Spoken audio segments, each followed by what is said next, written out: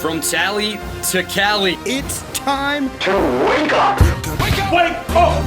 Warchant.com is your ultimate Seminole sports source. And this is Wake Up Warchant, presented by Vitamin Energy. The vitamins. The energy. Now here's Warchant.com's Aslan Hajavandi and Corey Clark. Dipping on some scissors. Dipping on some Wake up! It's Wake Up Warchant presented by Vitamin Energy. Coming up on today's show, kind of feels like they're throwing the kitchen sink at this one. Is FSU indeed pulling out all the stops to salvage the season this weekend?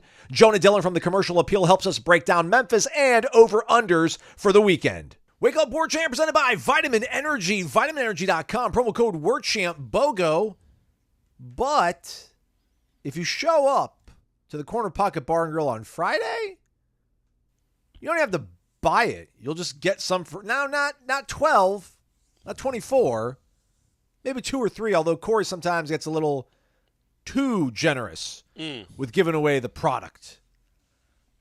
But go to the Corner Pocket Bar and Grill for the meet and greet with Jeff Cameron and Corey Clark, and you can get some free Vitamin Energy. Maybe you want to try it before you buy it. You can have that luxury if you show up here in Tallahassee. Promo code WARCHAMPBOGO. Buy one, get one free. Workout Plus, Sour Apple. Give me my pumps. My pumps, Corey. My arms, man. We got the gym, man. These are like close to 16-inch pythons, probably. Oh, nice. Good for you, buddy. Feels good. No sugar crash, 260 milligrams, all natural caffeine, clinically tested, clinically proven, vitaminenergy.com. Warchant.com, ultimate Seminole sports source. Thumbs up, please. 5-star rating and review as well. Need to start reading these again on the regular, but don't have anything locked and loaded to read. Not only will you get all of Corey's great columns, but Ira every now and then dusts off the old typewriter and starts hacking out some stuff. Really great column for him. Every now and then, Ira gives us something. That's sarcasm, everybody. He's always creating content for you people. That's all he thinks about other than his children and his wife. Nice kind of 30,000-foot view kind of where we're at. Not like, what did we get here? Like, see, there's a little bit of how did we get here and how do we kind of maybe fight out of it. So I'm not going to spoil all of it. But I listened to headlines again yesterday, Corey, which, by the way, how are you? Good, buddy. Good. Thanks for asking. Yeah, are you a loyal headline listener again all of a sudden?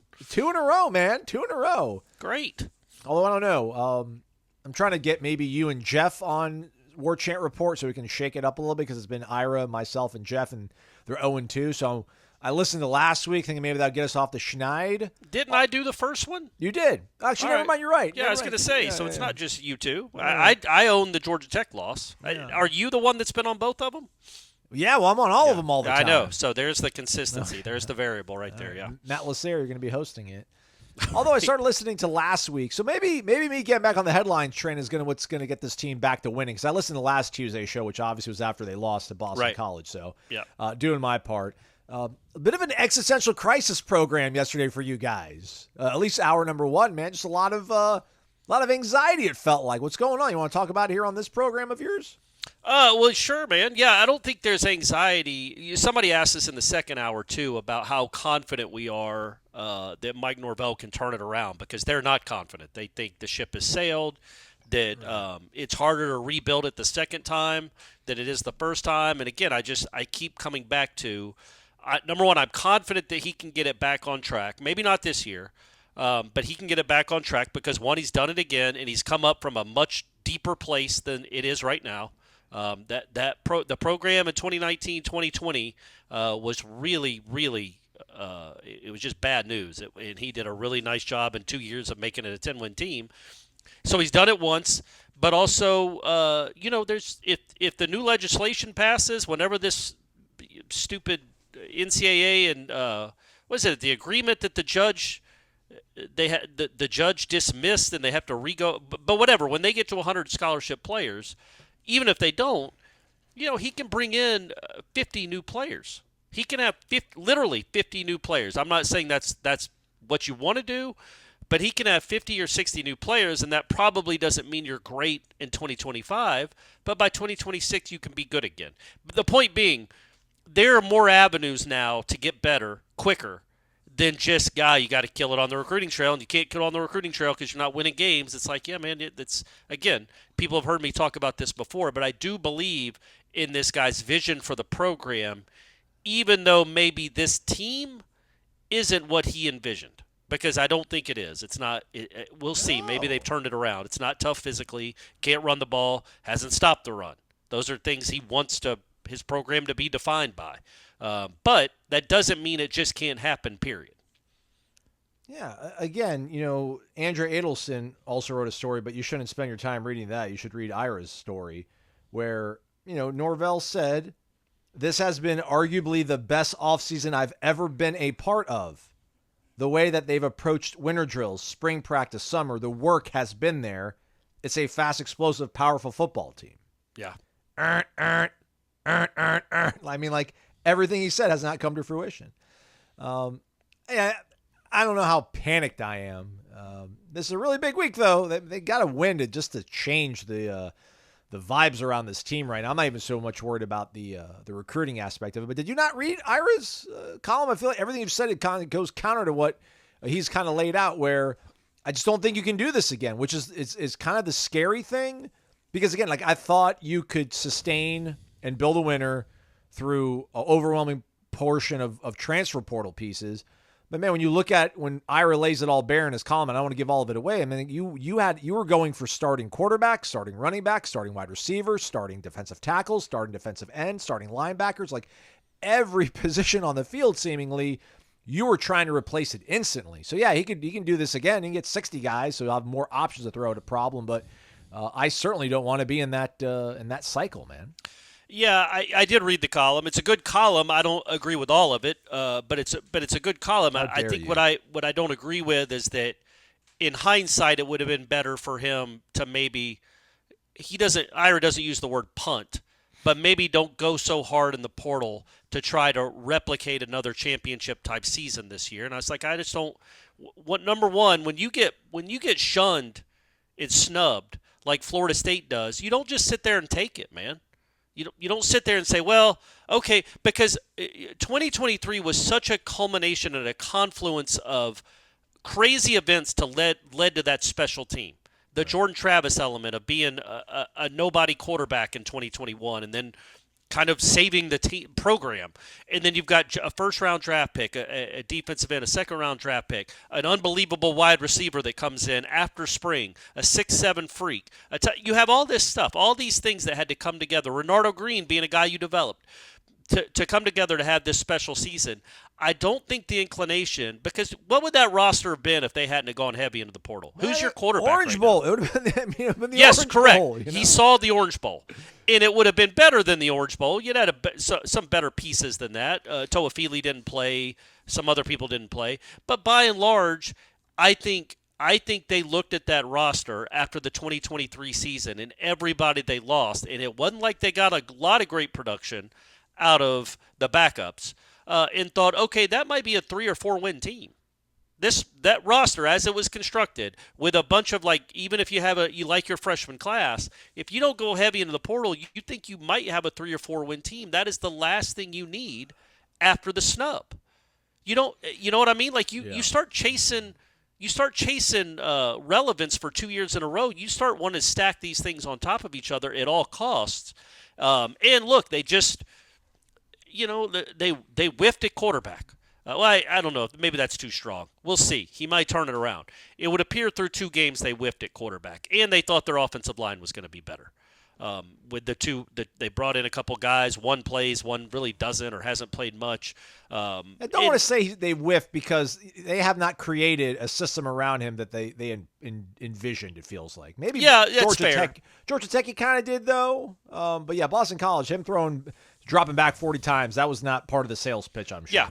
So, but I think overall, the point being, I just don't think Norvell and Florida State felt like they were in a place to take a giant step back. Now, in hindsight, the way this season has started, they might have done that anyway and spent money, erroneously and not efficiently if this is the product they're getting for the money they've spent. But I understand the reasoning for trying to do it. I do not think you just go quietly into the night after getting snubbed like that. You double down. I think you're like, no, we're not sitting for this. You raised a lot of money through the battle's end after the snub, and I think you went hoping not that you were going to have a championship team, but a playoff caliber team, a top 12 or 15 team, And yeah, so I don't know.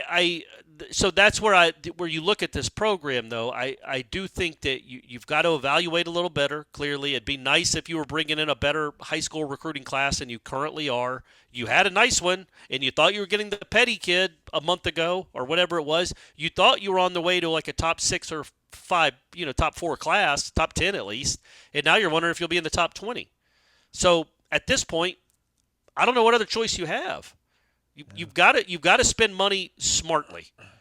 So whatever that means, however that is deemed to be, you got to spend money smartly. But I do trust this guy that he can make this program, this team, good again.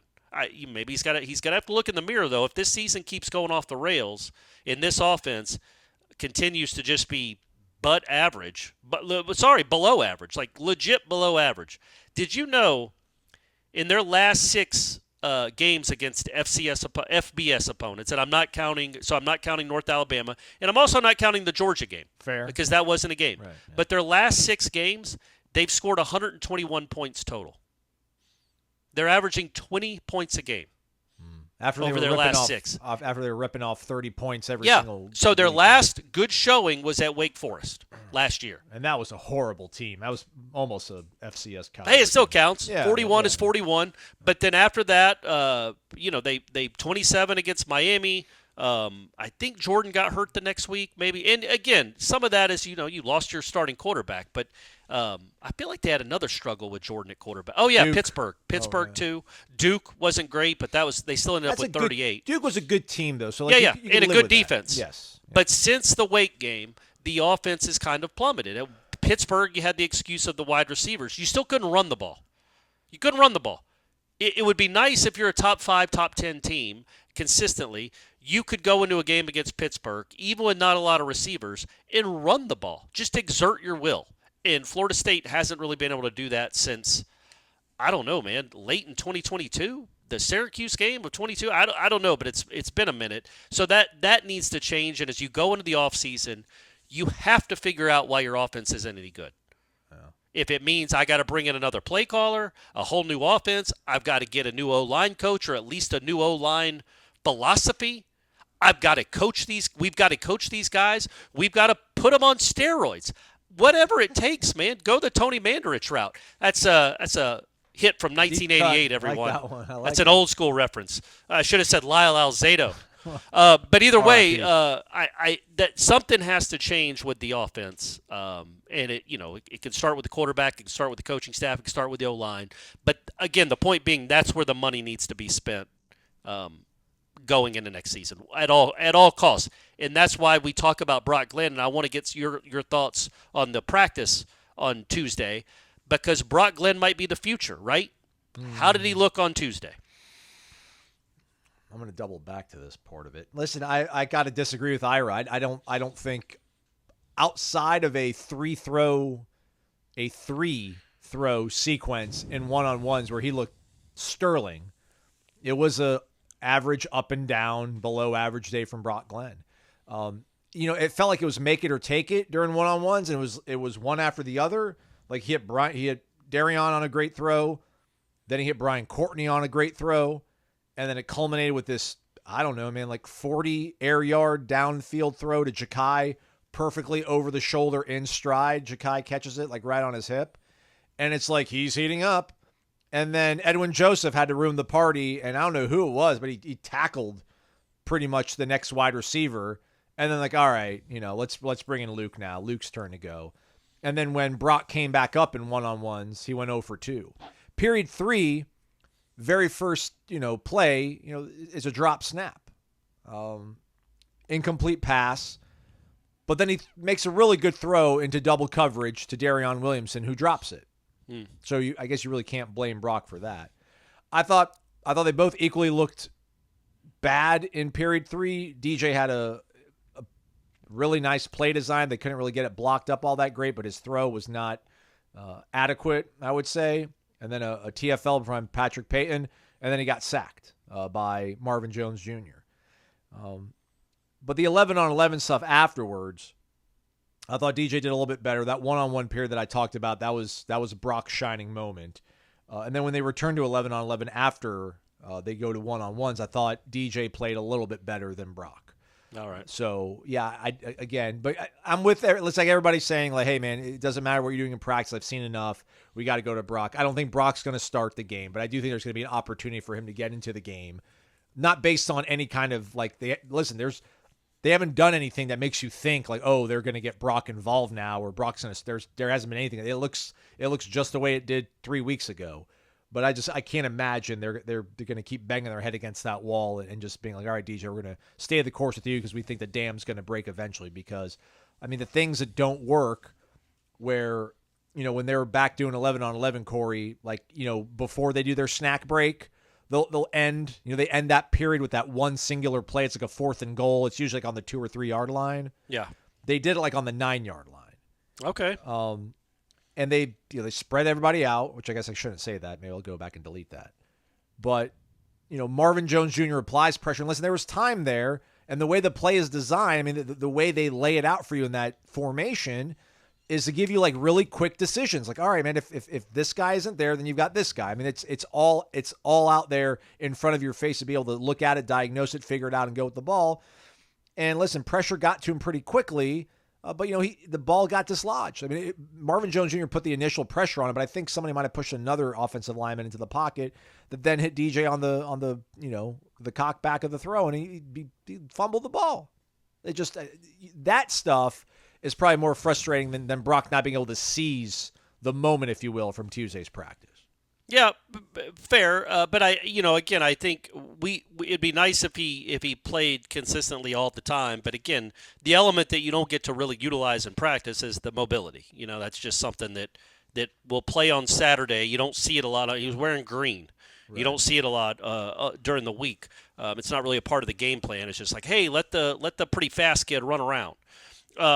But I will say this: I do think as I talked about yesterday, if DJ starts off slow and sluggish, the boos will be overwhelming. And just for everybody's sake, you let Brock get a series or a snap or do something with him to just try something different, and then also let DJ watch a little bit if that's what has to be. Because I do believe Norvell thinks that DJ gives them the best chance to win. He is not in the business of throwing out the worst player to try to win games. Right. That's not what he gets paid $10 million a year to do. And then when you talk about, it's one game, it's a very important game because, as I've mentioned, man, this program, ever since that Sunday afternoon in December, has just been dealt blow after blow after blow, man. You get snubbed, you get beat by 60.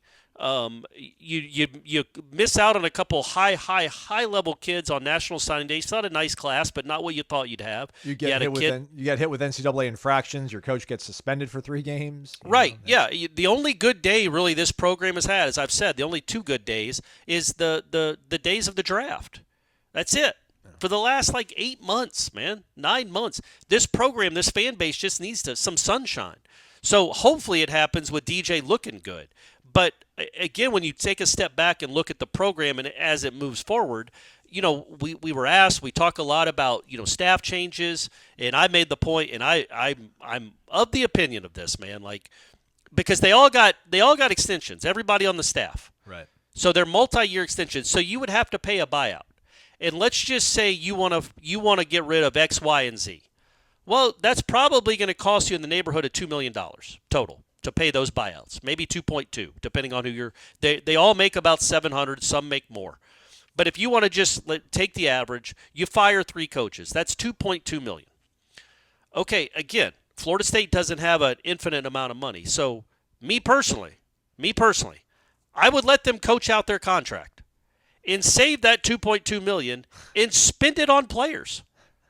Those are the decisions that player singular, probably quarterback to change. Well, right, fortune. That's what I'm saying. Who even knows what the QB market will be in December, in January? But you might have a quarterback on your roster already, and you might not need to do that. But that's where I am with this program right now. I just think, I haven't seen enough from the young guys to think that anything's going to be much, much better in 2025.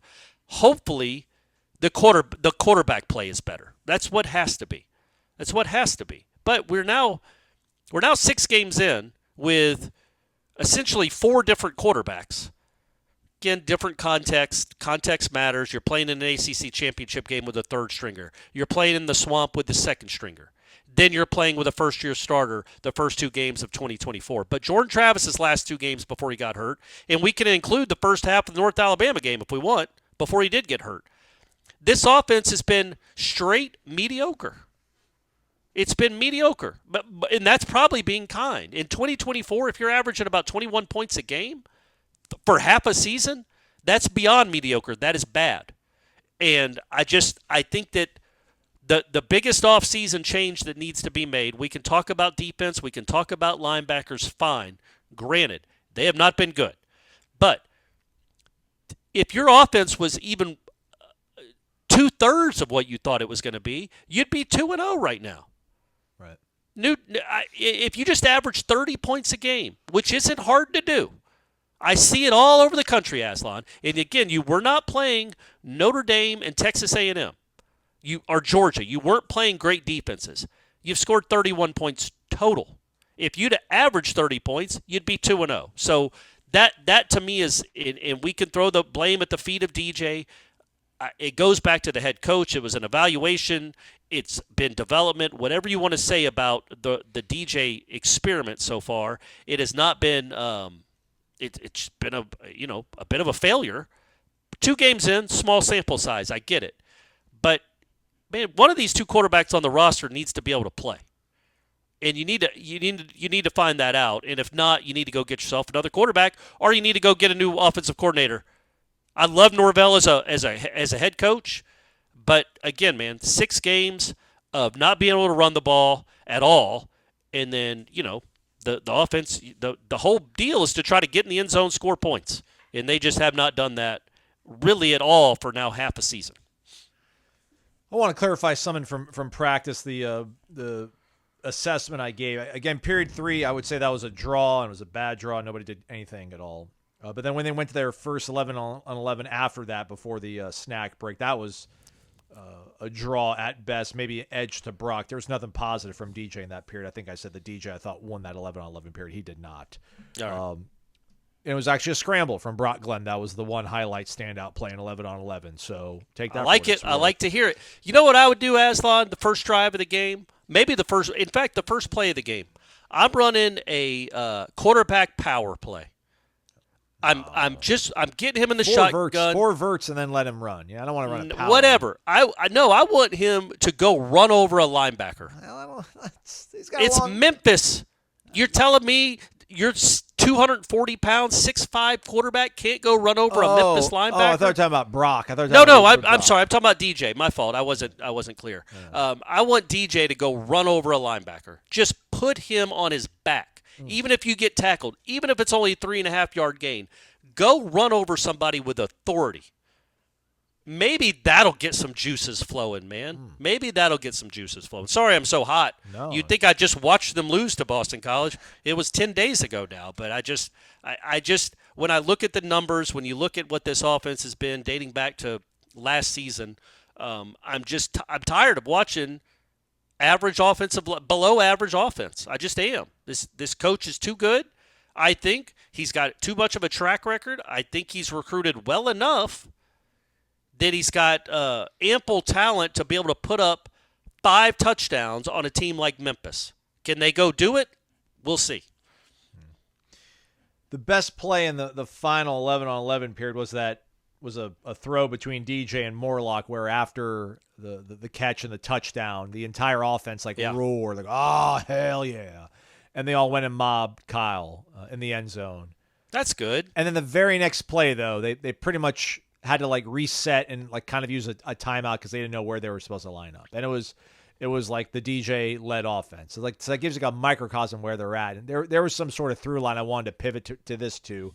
So I'm sorry if I had to bring it back to negative town, everybody. But when you are Norvell and listen, all the great equity that he's earned and the way he turned everything around, and he said this funny thing that I tweeted. It wasn't funny on purpose, but I tweeted it out of context. But he said, I don't want to make this enjoyable, but I think you need to have fun. And this goes back to them trying to make things fun. There was a GA that was yelling, let's have fun out there today before they started doing one of these periods.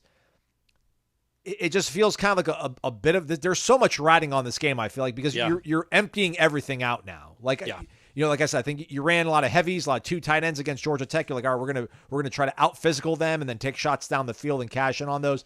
That didn't work. Boston College, like, we're gonna spread them out, make them run sideline to sideline, soften them up, and then pound them up the middle. That did not work either. And then now it's like, I am the guy that literally told you people 5 years ago, this place isn't for everybody. And I tell kids that. And I want them to know that it's going to be hard and it's going to be difficult. And now we're like, well, let's go out there and have fun. So, like, if this doesn't click, then that's when I'll start getting really, truly panicked. I guess what I want to get to. Like, my anxiety is not at an all-time high level because I just still, for whatever reason, believe that this team is pretty talented and this coach is pretty darn good.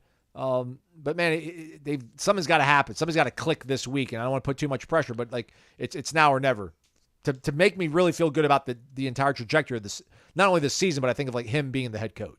And he's not getting fired or anything, but just like me trusting in him long term.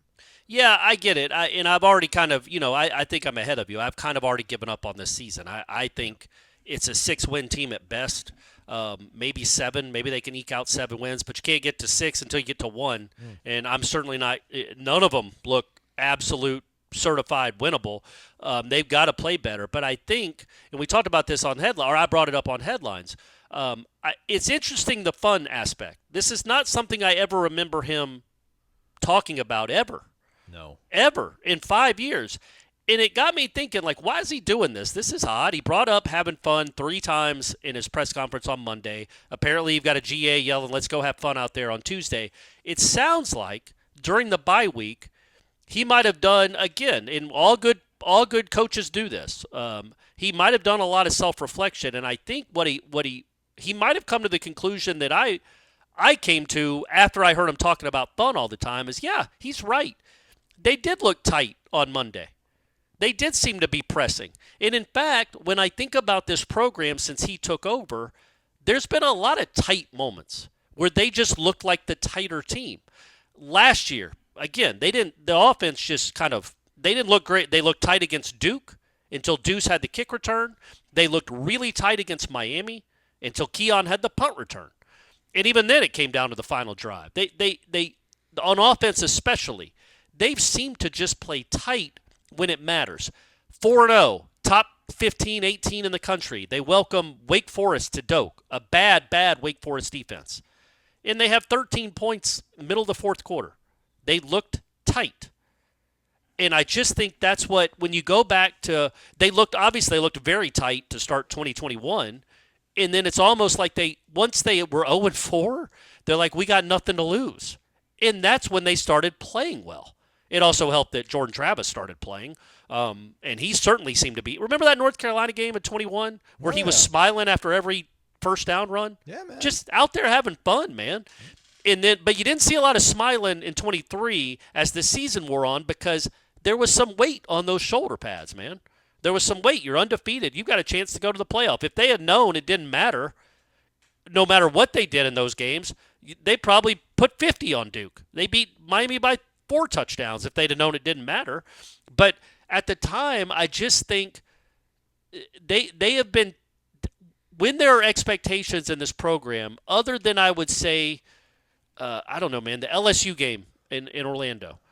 Other than that game, it feels like they've always had some tight moments. Boston College last year, Clemson last year. They don't just go out typically and throttle teams, even when they have superior talent. And I wonder if Norvell kind of, did a little self-reflection there, self-scouting, and it's like, man, am I making my team too tight? We work so hard and we preach work, and you need to work hard. But at the same time, does it feel more like a job than a game? And are they not having fun? Did he watch other teams play and realize how much fun they have? And again, fun, it's never fun when you're losing. It's always fun when you're winning. So take that for what it's worth. But I do think it's interesting that I feel like maybe he realized, because that Boston College game, they looked as if they were playing a Super Bowl. It's like, why were they so tight? Why is Boston College out here carefree and having fun? And your team just looks like it can't convert anything. It can't operate anything on either side of the ball. So, yeah, I think that's something that moving forward as we look, because, yes, he's not getting fired. He's going to be here, if he wants, probably till the end of the decade.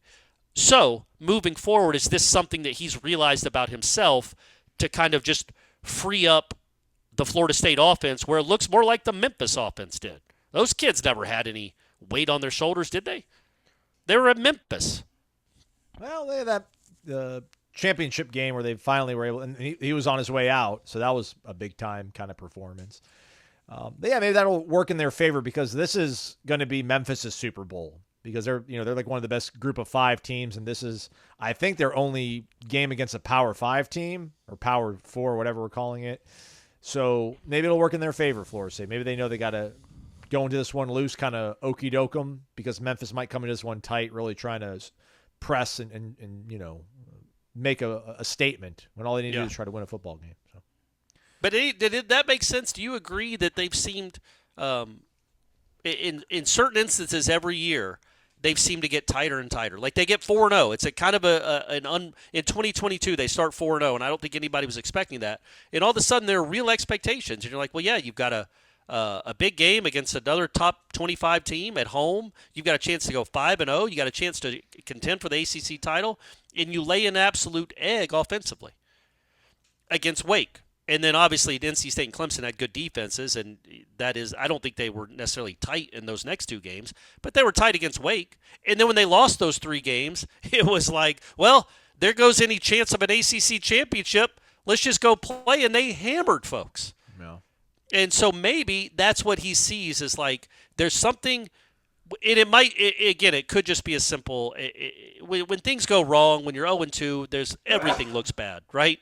Yes. And you can come up with all types of excuses. It could just be as simple as you don't have a good quarterback. Maybe that's it. But I feel like there is a reason he's brought up fun. There is something he's seen or saw in that Boston College game that concerned him, maybe about his own approach. And as we move forward with his tenure at Florida State, maybe it's something that really, really helps in the long run. That, I mean, they're going to work. It's a Mike Norvell team. They're going to work. But, maybe they will free themselves up to go make more plays. Or maybe they just suck. Guess we'll find out on Saturday. But on Friday, you can hang out with Corey Clark and Jeff Cameron at the meet and greet over at the Corner Pocket Bar and Grill, 2475 Appalachia Parkway. If you want to check out the menu beforehand, cptallybar.com. That's the website. Maybe order the Corey while you're hanging out with Corey. That'll be really meta. Lunch specials from Monday through Friday from 11 a.m. to 3 p.m. for only $8.99. Happy hours from 4 to 7 p.m. and then back from 11 to close. They're open until 2 o'clock in the morning, like a real legit sports bar. There's late games out there, everybody. Pac-12 might have gone away, but those teams still exist on the West Coast. They're playing late. I was up to like 1:30 in the morning watching the Trojans take it to Utah State. Trivia was last night. Hope you all enjoyed it. Without Corey being there, maybe that actually gave you folks a chance to win. Somebody else was winning. Thursday night bingo, cash. 4 rounds of cash giveaways. Yep. Maybe I should go there and try to make a friend or two.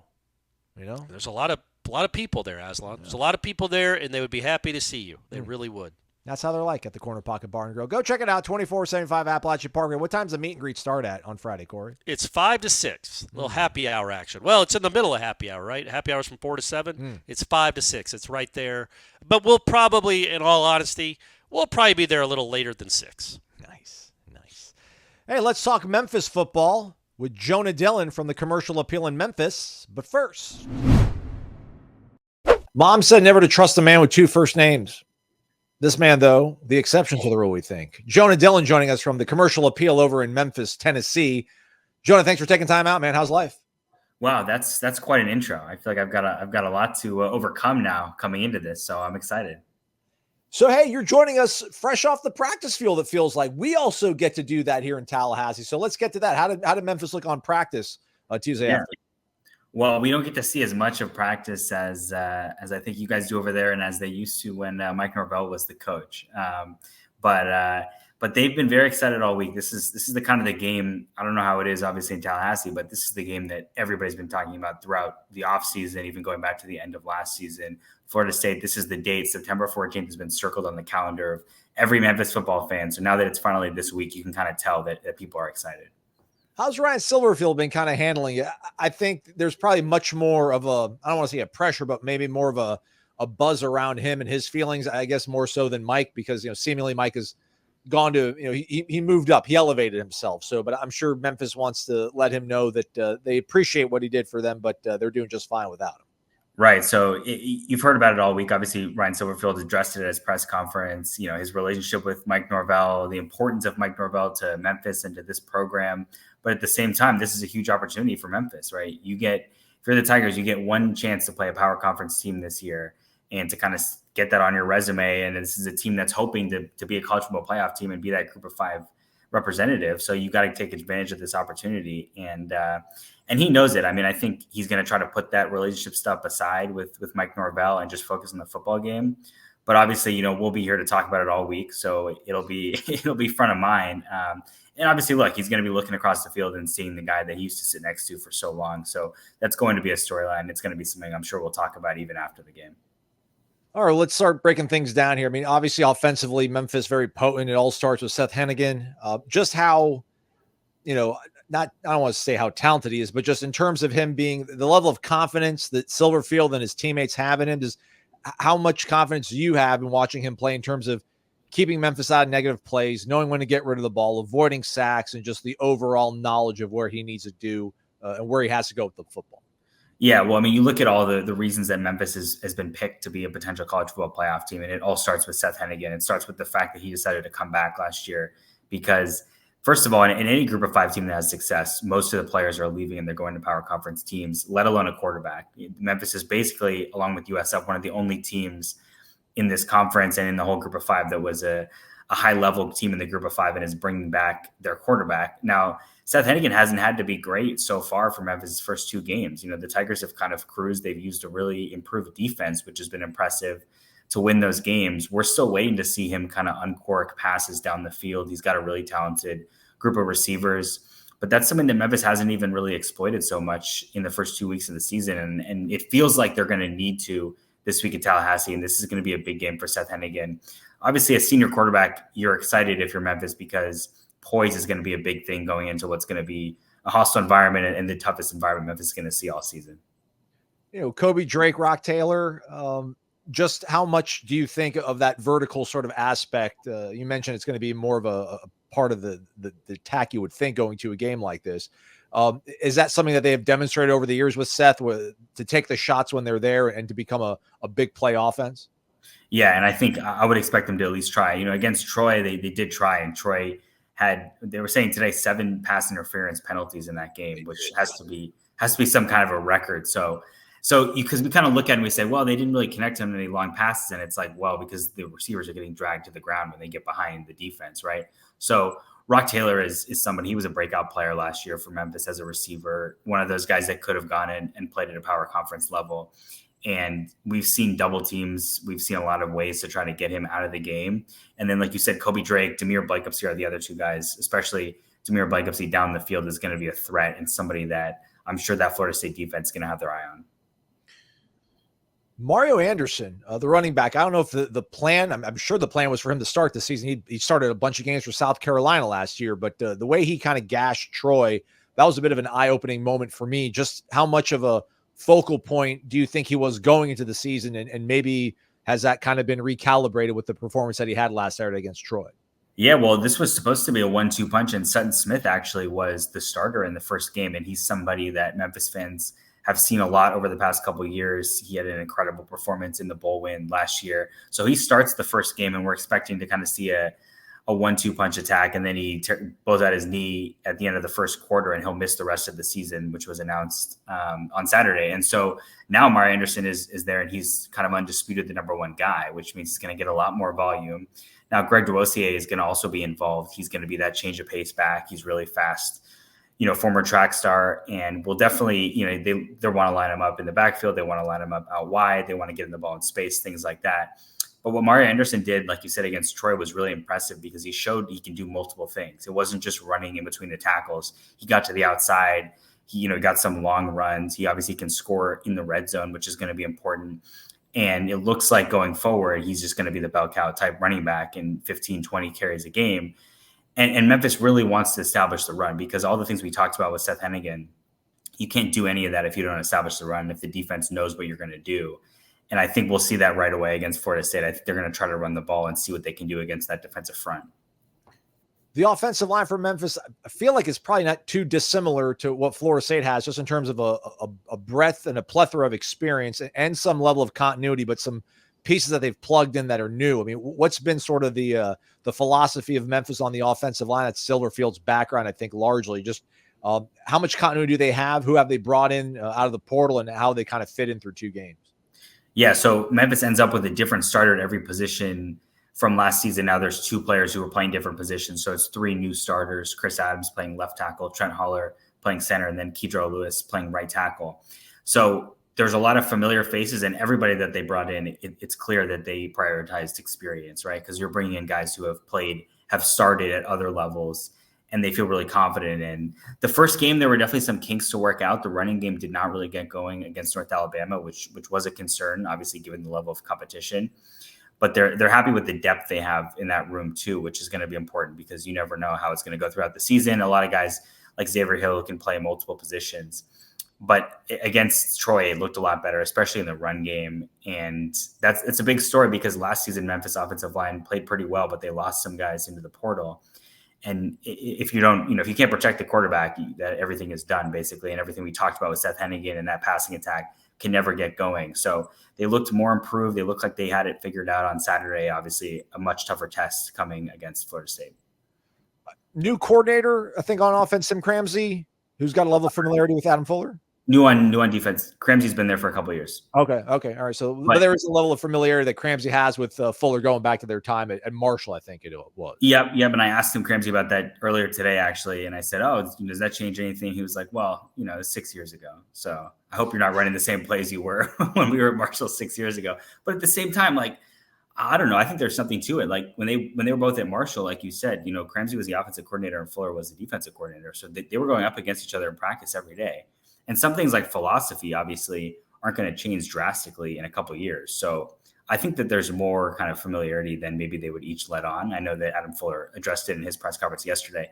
But yeah, Tim Cramsey has been pretty impressive with what he's done at Memphis. And obviously, this was one of the best offenses in the country last year. And then they bring all those pieces back. So you're expecting that to keep happening this year, putting up points really easily, because even though I just talked about how the passing attack hasn't been great and they struggled to run the ball in the first game, they put up 40 points and they put up 38 points. And that's not even really with playing well on offense. So I think that this offense they're going to be fine. Obviously this weekend, we'll see how they do against Adam Fuller's defense. Defensively for Memphis, they elevate Jordan Hankins to defensive coordinator. I think 3-3-5 is kind of what they're listed as for a base offense, but watching the game against Troy, it seemed like they had a lot of 4-man fronts. How much are they kind of in a bare front, and how much of the 3-3-5 for them is generating pressure that's going to create confusing looks?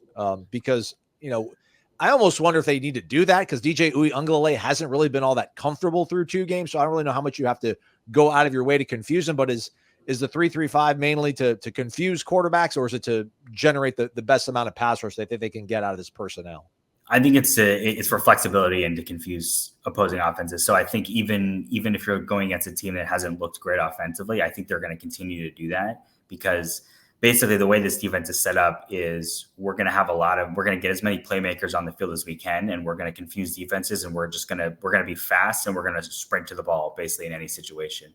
It's worked really well over the first 2 weeks. Now, Jordan Hankins has said basically the entire time since he's been defensive coordinator that he's not going to be beholden to a specific system, and he's going to change things up game to game, which seems crazy to think about, right? But like you said, we saw some 4-man fronts against Troy, and guys will just come in, and then the next play they won't be there anymore. And so he is doing that. Now, obviously it's confusing for the other offense. At the same time, if you're running guys in and out every play, you're changing formations, it's going to confuse yourself probably too. So we might see some of that going forward. But like I said, so far this has been it's been really impressive what they've done defensively. Just the guys that they brought in, there's a lot of transfers, and they've all plugged into very specific roles that obviously Jordan Hankins was looking for when he went into the portal.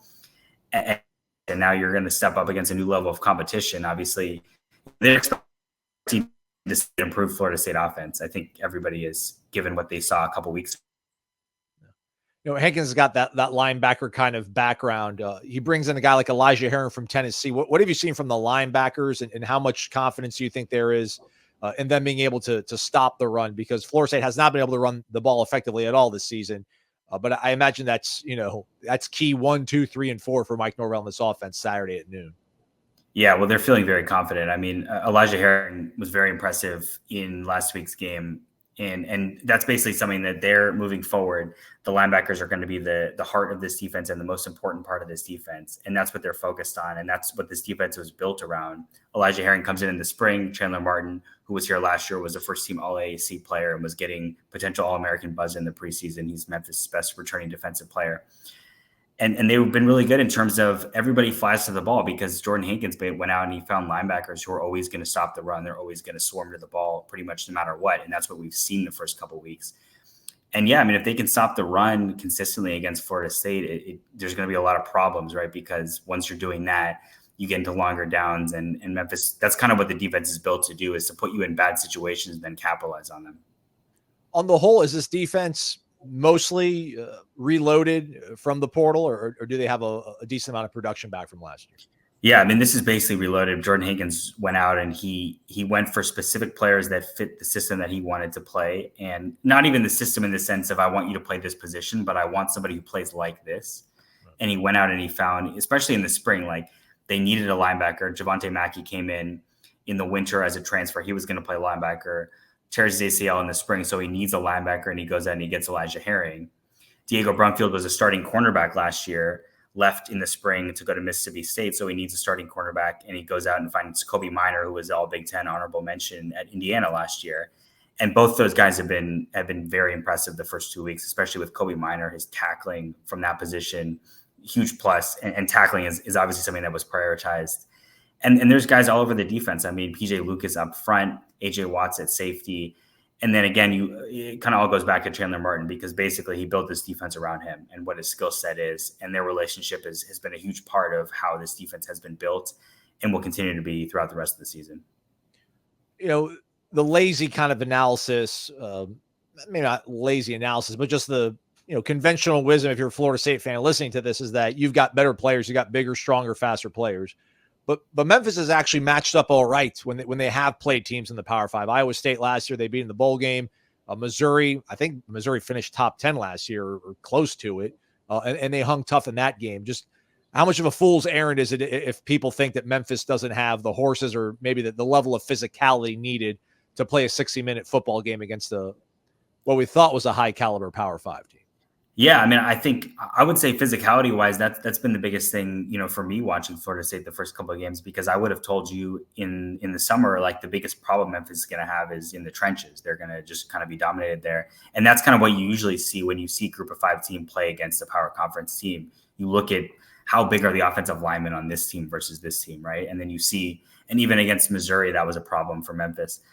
I think, it's important to note, obviously, we're talking about one of the best, if not the best Group of 5 team in the country, right? You saw what Boise State did against Oregon last week. It's not like there's a huge gap necessarily. And these players that we've been talking about, Elijah Herring, Mario Anderson, these guys, Elijah Herring was Tennessee's leading tackler last year. Mario Anderson was South Carolina's leading rusher last year, right? And so they came to Memphis, and this team has been built kind of with players like that. And so just because somebody's, playing for Memphis, it doesn't mean they can't play at a certain level. And I think, look, this is a tough game. Like if you're Florida State, you went out and scheduled, obviously, you didn't make the schedule last year, but you went out and scheduled like maybe the best Group of 5 team. And you think of it as like, okay, let's get a Group of 5 team on our schedule. Like this is not just a game. This is not just a cupcake. All right. On the way out, Jonah, if you could, heading into this game, like give us one or two things in your mind that makes you feel confident about Memphis pulling off it would be an upset win according to the odds makers, even though Memphis is 2-0 and ranked. And maybe the one or two things that still does give you pause and think that Florida State could, pull out a win at Doak Campbell Stadium on Saturday. Yeah, I mean, I think from the Memphis perspective, I think the way that the defense is played and then the way that Florida State's offense is played leads me to believe that there's a lot of things for Memphis to exploit, right? And if they couldn't get it going, and I think Memphis would consider itself to be, if you said, is Memphis good enough to beat Boston College or Georgia Tech, they would probably say yes. Now, I don't know if fans of what those programs would say, but that's the kind of caliber that we're talking about here.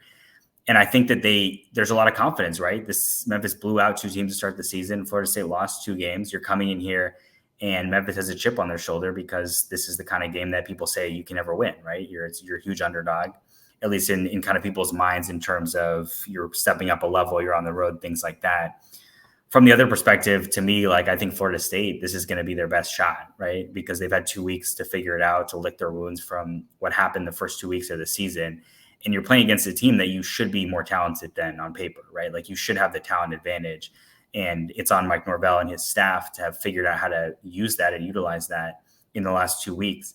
But I think, look, based on what Mike Norvell has done, both in Memphis and at Florida State, you have to be confident that he'll be able to at least get them on the same page going into this game. And if you're able to do that, then it makes sense that Florida State is the favorite. And I think they have a good shot to win in that sense. Who would have thought a month ago that we'd be having this conversation and Memphis would be better positioned to make the college football playoff? But that's right. Crazy sport that we all love and we cover. Go give him a follow on the Twitter machine, everybody. But just one E, the Jonah Dylan over there on Twitter. Commercial appeal writer for the Memphis paper in town. Jonah, thanks for doing this, man. I certainly appreciate it. Yep, thanks for having me.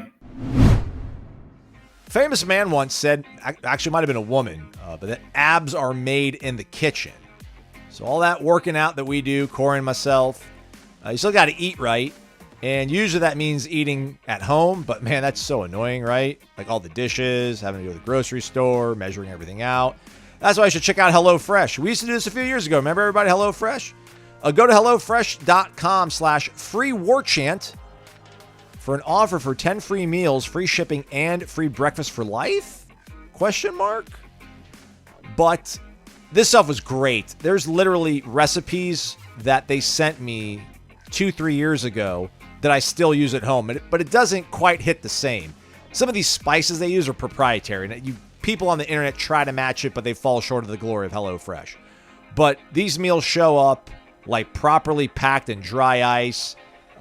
Everything is pretty much proportioned out, so like it helps out with the entire measuring and like utensil usage. Like everything's pretty much ready to go. You just either throw it in the pan, throw it in a bowl, and it lessens the load because like I don't really mind cooking at home. I just hate doing dishes. I found out HelloFresh gave me delicious meals and also lessened the dishwashing aspect component because I don't have anybody to help me out with that stuff. So womp womp for Aslan. Check out HelloFresh. Again, HelloFresh.com/freewarchant for an awesome introductory offer. All right, Corey, let's go ahead and let's do some over-unders for the contest that's coming up this weekend, which, right. By the way, this is now open to everybody out there. So I'll have the link up on the Tribal Council probably later today at some point since we'll have these all knocked out. I'll tweet it out probably on Friday on the Wake Up Warchant account, so follow that. $10 to the highest or the subscriber who gets the most right, and then $10 to the non-subscriber who gets the most right. The key here is if you're not a subscriber is to put N/M, which means non-member, in your tiebreaker pick. So I don't know what the tiebreaker is going to be here. I'll try to figure it out maybe in the next minute or two. But when you fill that out, put N/M. That way I can sort it and figure out which one of you freeloaders is going to get $10 at Garnet and Gold because those people are awesome. Somebody suggested that I do one like over under like which quarter before the first "We Want Brock" chant starts, and I'm like, I don't want to do that. It's poor form. Yeah. Plus, it would be before the game. It would probably be when they announce DJ as the quarterback. Rude. It would be. I hope he wins them over. DJ, yeah. I hope you go and win them over. Yeah, man. So we got Memphis and we got Seth Hannigan. What's he's like throwing 30 dropbacks each time. I'm going to set the over under 34.5 pass attempts for the Memphis quarterback. Okay. Am I supposed to play or just agree with you? Yeah, no. Yeah, give me one or two, yeah. Am I supposed to say over under on that one? What do you think? I would say over. Okay. I don't know why. It's dumb. I think Florida State's offense is going to actually put some points on the board and make Memphis throw. What no? Do you like a number better than 34? No, it's a good number. It's a perfect number. I think he'll scramble some. They'll probably drop back 40 times. Maybe if Florida State's in the mid-30s, Memphis might drop back. And if they can stop the flipping running game, that'd be nice. And make Memphis throw. But, there might be some sacks in there that don't count as pass attempts. There might be some scrambles that don't count as pass attempts. But, yeah, I think that's a good number, Aslan. Man, here we go. I'm going to pull this up here real quick. So last week or the other week for Boston College, we did TFLs for Florida State's defense you came up with, Corey. 5.5 was the over-under, and they had 5. Oh, that's a good number, Clark. Yeah. That's a good number. Running backs with a snap was 4.5. I think it was 5. Let's see. Lucas. Did Keziah? Yeah, I think all of them played. Yeah. Yeah. Cassiano's rushing yards 55.5. Over. But not until that last drive. Right. Yeah. I don't know. Receivers with a catch was 4.5. I think it was under. Well, Williamson would have had one there in the corner of the end zone if throw had been better. Shaheem tackles 9.5. I think he had 9. Yeah. Okay. All right. Right on it. And then I had DJ completions 20.5. What do you have? 21? Yeah, man. Buddy, we need to start our own sports book. I'm saying, bro. So that's why I'm like, I haven't looked at the numbers to see if 34.5 is a good number for his attempts. But yeah, I'm not saying completions. I'm saying attempts 34. And there's no way there were more than 5 Florida State receivers that caught a pass, right? Kentron, Malik, Ja'Kai. Anybody else? Jalen Brown caught that one. Yeah, that's right. So I think they had 4, right? Yeah, Yeah. But another great number. And the beauty is most people want to bet the over, so we would have made a killing on that. Yeah. All right. What did you give? Did you give me one, or did I talk over you? No, I didn't give you one for this game. I didn't know where to do it. How about? He did not know that we were doing this here, but I'm springing on last. Yeah, minute, you are. How this one about? Does best though. I'm going to say 6.5 total Ryan Fitzgerald kicks. Why do you have to make this so complicated? So like kickoffs count as well? No, of course not. PATs and field goals. Okay. 6.5. All right. How about give me a Cam Davis rush attempts or rushing yards? I'll let you pick that and the number. But all right, Cam Davis. How about Cam Davis rushing yards? 28.5. Oh man, Norvell called him special, and he was going to have a bigger role. Right, yeah. Who's the offensive line this week, Aslan? But I think that's a bit like he might only get 5 carries and he might have 40 yards. We don't know. I think that's a solid number. I think most people are going to take the under, and that's when the over hits and we make a killing. Okay.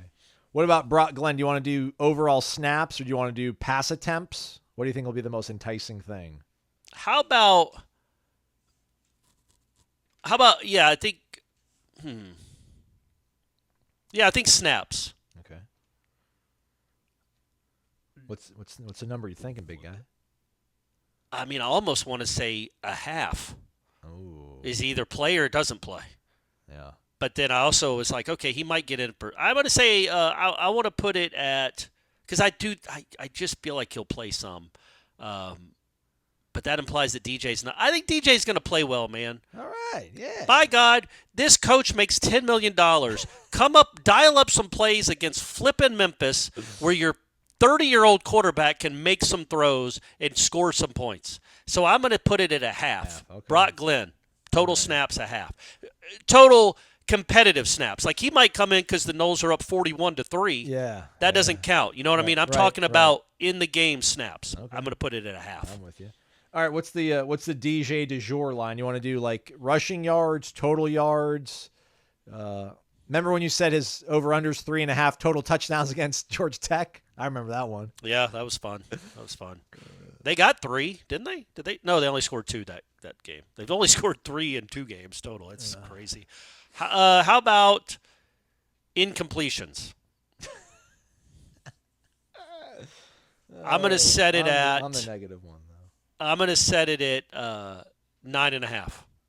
Okay. Because people are going to hear that and go, oh, he's going to have 20. He had 20 in the last game. Yeah. But the Georgia Tech game, how many did he have? That wasn't rhetorical, was it? No, I think it was like 8 or 9, maybe. I'm looking it up. Let's make it 10.5. Let's make it 10.5. Look it up. 8.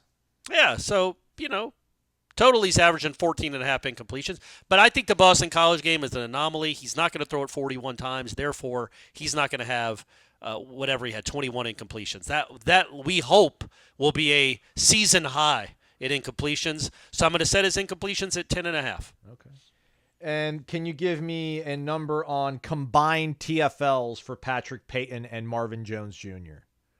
And if you want to throw Sione in there, but those two guys had disruptive plays, multiple disruptive plays each on Tuesday's practice. And this is going to be their first legitimate offense that likes to drop back and throw the ball.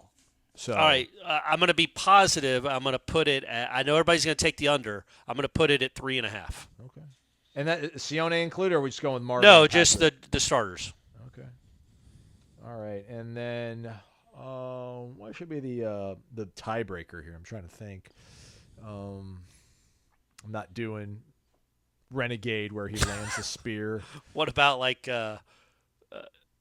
what's that song that I kept singing? The one that Matt Lasser knew. Oh, how many times they play that? Yee. Yee. Yeah. I would.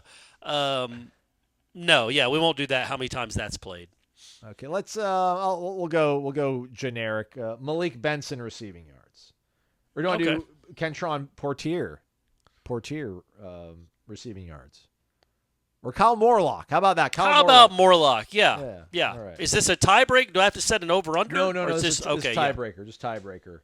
Morlock receiving yards. All right. I believe in Kyle. My over-under would be 99.5. Nice. That kid's going to have a monster game. It's a big-time play he made apparently on Tuesday. That's good to see. Good to hear about. Yeah. All right, so there you go again. Memphis' quarterback with 34.5 pass attempts. Ryan Fitzgerald, PAT, field goals, 6.5. Cam Davis, rushing yards, 28.5. Brock Glenn, competitive snaps, 1/2. DJ Uiagalelei, incompletions, 10.5. Combined TFLs for Marvin Jones Jr. and Patrick Payton, 3.5. And then your tiebreaker, Kyle Morlock, receiving yards. Be sure to put N/M if you're not a subscriber. That way you can be involved and try to win $10 at Garden and Gold. Want to do a live show at 6 p.m. tonight, Corey?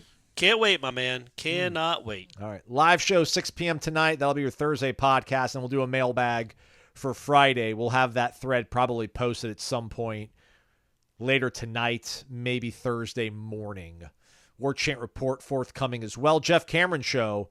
Is he 1 to 4? Is he back to 3 hours, that wild man? Or is that think next so. Week yeah, I think he did a third hour on Monday, and I think next week, next week he'll even do an extra hour after headlines.